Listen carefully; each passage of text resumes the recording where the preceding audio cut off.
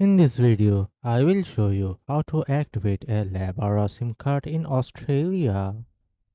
Visit Lebara's official website. Open your web browser and go to lebara.com.au.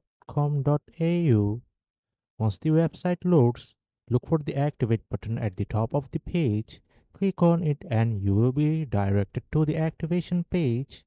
On the activation page, enter the last 10 digits of your SIM card number in the provided field. Once done, click Next to proceed. On the next page, you will need to enter your personal details such as your name, address, and identification information. After filling out your details, click Next to continue.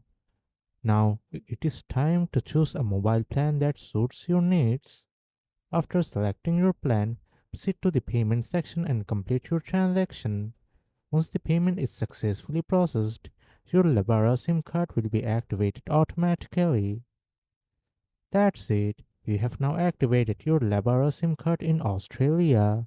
If this video helps, like, share, and subscribe.